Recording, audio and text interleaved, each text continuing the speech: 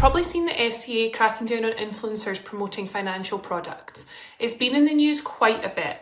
Warnings, investigations, more scrutiny. And depending on when you're watching this, there'll probably be some more stories coming out. And it's very easy to look at it and think this is an influencer problem, or this is about people promoting things that they shouldn't be promoting. But it's not just that. Because what's actually sitting underneath all of this is something that is much more common. It's about how businesses structure commercial relationships. And more specifically, what happens when those relationships are put in place quickly without being properly thought through. And this is one of those situations where on the surface, it feels quite far removed. It feels like something is happening in a very specific space. But the underlying issue is something that I see all the time, just in less public ways. So what's actually happening? Let's get some proper context around all of this. So just to take a step back, the FCA has been focusing on what are referred to as finfluencers, people promoting financial products. We're talking investments, trading, platforms, opportunities, all through social media. And the concern is around things like whether those promotions are clear, whether the risks are being explained properly, and whether people are actually being misheard. Now that's the regulatory lens, and that's important. But what's interesting and more useful for most businesses is how these situations actually arise in the first place. Because they don't usually start with someone sitting down and thinking, how did we get this so wrong? They start with something that feels completely normal. A business wants visibility. They want to promote a product or they want to promote a service. And they work with someone who has an audience in an attempt to tap into their audience and grow the concept. They agree something. Maybe there's a contract, maybe there isn't.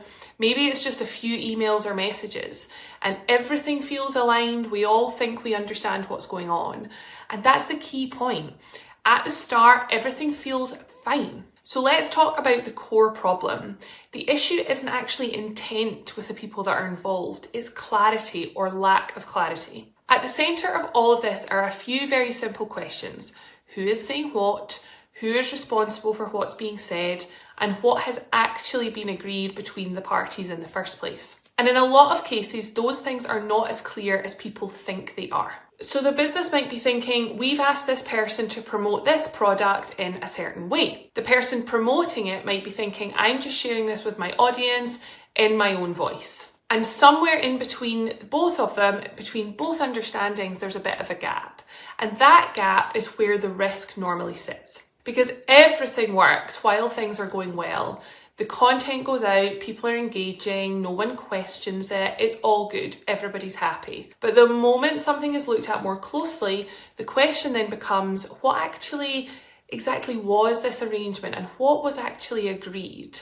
And if that hasn't been properly defined, well then that's where the problems can start. So let's look at some real world examples of this. So this isn't just about influencers. You see the exact same pattern in a lot of different commercial situations, and those could be relevant to anybody's business who's watching this. For example, a business working with a brand ambassador, a founder partnering with someone to promote a product, referral arrangements between businesses, affiliate marketing setups.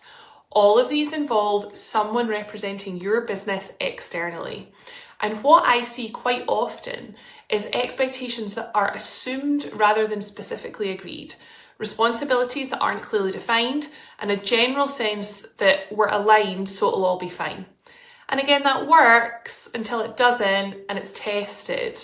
And it's usually tested when something in the relationship changes. That could be there's a complaint, there's a regulatory issue, a customer misunderstanding, or something just not working out quite as expected. And at that point, everyone goes back to, well, what did we actually agree in the first place? So let's talk about where the risk actually sits. The risk here isn't just about whether something was disclosed properly. That's part of it, but it is broader than that. The real risk sits in who carries responsibility, how liability is allocated, and whether expectations match reality. Because if something goes wrong, the question becomes, who is actually accountable for this? What did you agree? Because that's not always obvious. Is it the business? Is it the individual? Is it both that are accountable when things went wrong? And if that hasn't been clearly addressed up front, you're left working it out after the fact. And that's where confusion arises. And that's where things can become much more complicated for everyone involved. Because you're no longer structuring something, you're trying to untangle it, you're trying to sort out the mess. So let's talk about why this keeps happening. The reason this comes up again and again is actually quite simple. Businesses move quickly. They want to test ideas, build visibility, work with people who have reach, try new channels, and all of that makes sense. It's all a really good idea. It's a really great way of tapping into new audiences and growing in front of a whole new range of people. But legal structure often feels like something that slows things down, and so it gets deprioritised.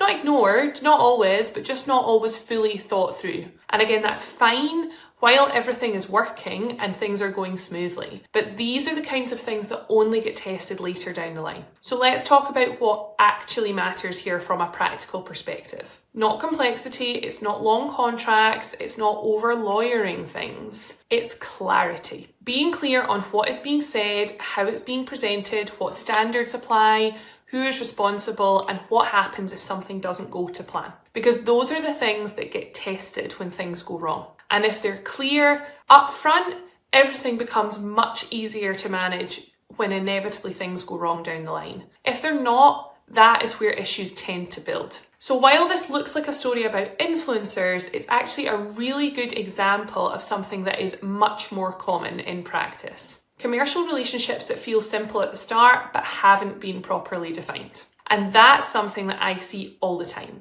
just usually not in such a public way. Because the real issue isn't usually about what is visible, it's what's sitting underneath everything. And this is exactly where risk builds in the background. Not when things are going wrong, but when everything feels like it's working out like it should. If you're working with anyone who represents your business externally, it's worth making sure what's agreed is actually clear in practice, because this is one of those areas that looks straightforward until it isn't.